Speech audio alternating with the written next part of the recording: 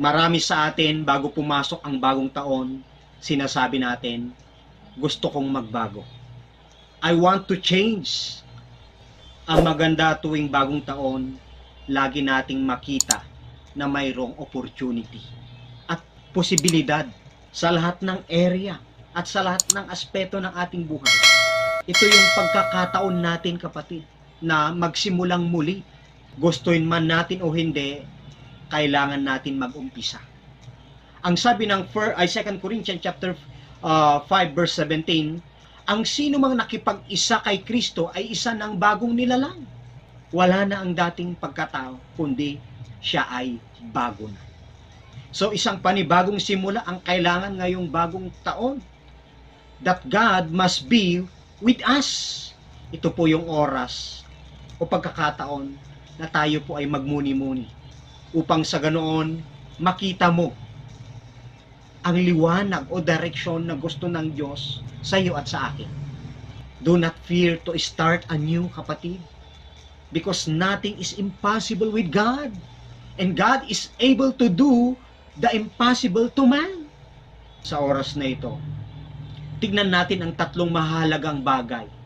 Una, dapat nating i-renew ang ating isip. We should renew our mind. Ang sabi ng Romans chapter 12 verse 2, huwag kayong makiayon sa takbo ng mundong ito. Sa halip, hayaan ninyong baguhin ng Diyos ang inyong pag-iisip upang maunawaan ninyo ang kanyang kalooban. Sa gayon, magagawa ninyo kung ano ang mabuti, kalugod-lugod at ganap na kalooban ng Diyos. Dapat matransform ang ating pag-iisip, ang ating puso. Kaya sabi niya, do not be conformed to this world, but be transformed. As you renew your mind, kapatid, you will see the will of God. You will see the plan of God. And you will also understand what God's will is. Kaya lagi natin tatandaan, ang kaaway ay pumarito, pumatay, mangwasak at manira. Pero pumarito ang Diyos para bigyan ka ng bagong buhay, bagong pag-asa, buhay na ganap at kasiyasiya. Amen po. Kapag binago natin ang ating mga isip, tayo ay lalago. Tayo ay magmamature. Natututo tayong tignan ang mga bagay mula sa salita ng Diyos. At binabago nito ang ating pagtugon sa mga sitwasyon. Therefore, kapatid, everything that grows produces fruit. So let us renew our minds in Christ, kapatid. Lagi ninyong isaisip ang mga bagay na karapat-dapat at kapuri-puri. Mga bagay na totoo, marangal, matuwid, malinis, kaibig-ibig, at kagalang-galang. Ang binagong isip, kapatid, ay may bagong buhay. Pangalawa po, dapat magkaroon tayo ng bagong pananaw. We should have a new perspective. Sabi ng Isaiah chapter 43 verse 18 and 19, forget the former things. Do not dwell on the past. See, I am doing a new thing. Kalimutan na natin ang ating nakaraan. May gagawin sa atin ng Diyos ng mga dakila, mga bagong bagay na hindi pa natin nararanasan.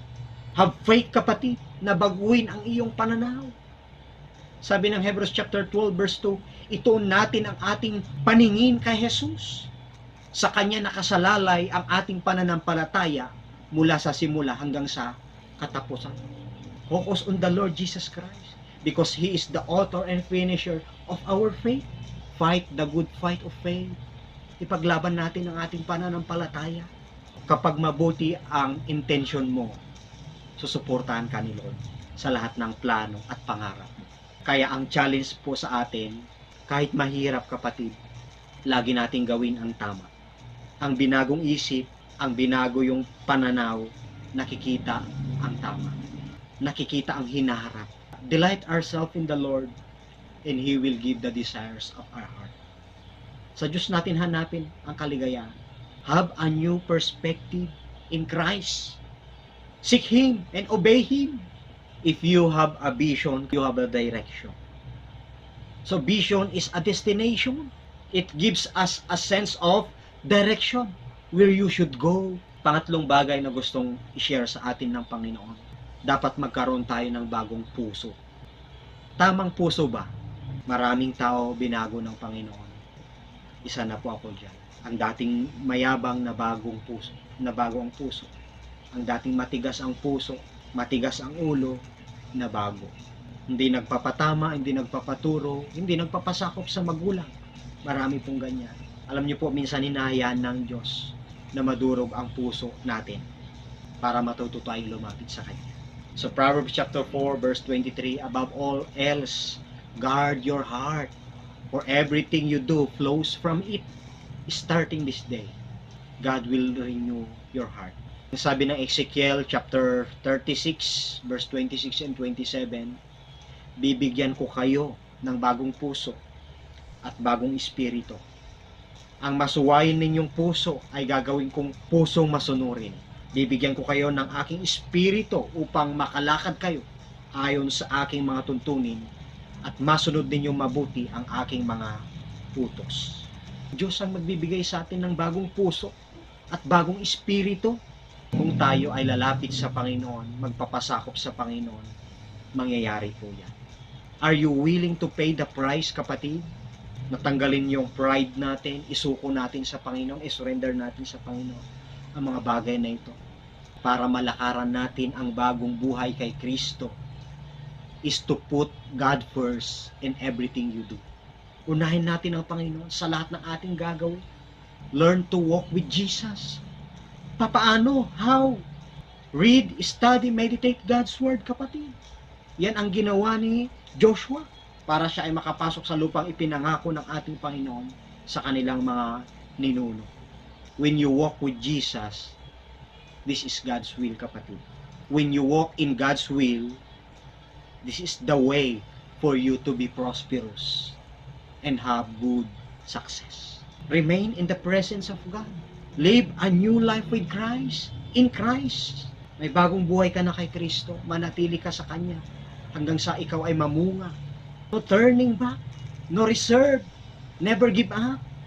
Never retreat, kapatid. Surrender your life to Jesus. God can change you, kapatid. Kaya kang baguhin ng Panginoon. If you are willing and obedient to Him. New beginning, new life in Christ. Hallelujah!